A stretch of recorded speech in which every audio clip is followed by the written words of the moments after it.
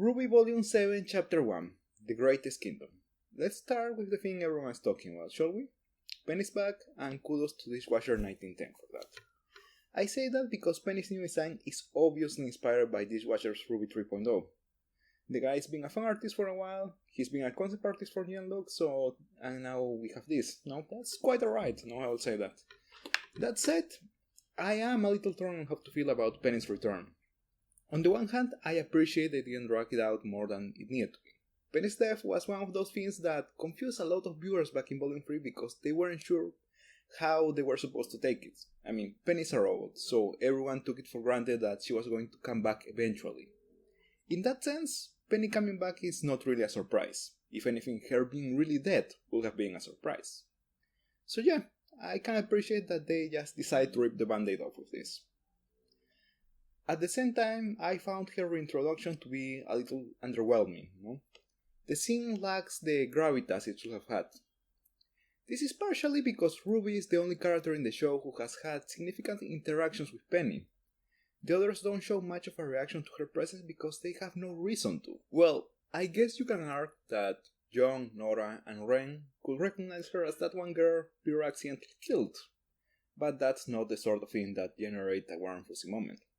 Really, RWBY is the only one who has formed an on-screen bond with Penny and has been shown to be affected by her death. Yet even with RWBY, we don't really get an emotional reunion, we get a more comedic scene instead, and I really don't think that was the best choice for this. This moment was one that really needed more emotional weight to it, and it's a shame it didn't get it. In general, the humor doesn't really work this episode. It feels jarring when contrasted to the Gotham-like atmosphere of Mantle. By the way, I'm not saying humor doesn't have a place in RWBY. If anything, I think it's very important for RWBY to have lighter moments. What I am saying is that the humor of this episode felt really forced. Anyway, moving on.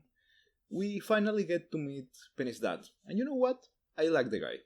I mean, sure, I roll my eyes at how convenient Maria keeps on being, but I like Pietro Polendina. I like how he helps the people of Mantle. I like his pink bow tie, and I like his cool spider shirt. I don't like his death cough, because yes, that is obviously a death cough. I will be pleasantly surprised if he doesn't die, but I'm not holding my breath for it. Qrow offers some insight into Ironwood's behavior that I found really interesting. See, the viewers know that Watts was the one behind the virus in their use. Thanks to RWBY, we know that Watts is a disgraced Atlassian scientist. It is unlikely Watts is working anywhere near Ironwood. However, no one else knows that. Ironwood sure as hell doesn't, and it makes complete sense for him to worry about a traitor. This adds yet another layer to Ironwood's paranoia. He has to worry about enemies on all sides. He probably doesn't have many people he can trust. That's what's led to the haggard-looking Ironwood we see in the beginning of the episode. But enough about that for now, let's talk about the action. No? Cool fight scenes are one of the three pillars of RWBY, and this episode delivers. There were a few weak spots here and there, for example, Jen's follow-up stab after blocking his shield, and Way's slash felt a bit off, but other than that, the fight was good, the fight was really good. It is the best RWBY has looked like in a fight in years, and the Qrow bit was downright amazing. It's always good to be reminded he's the licensed huntsman of the group.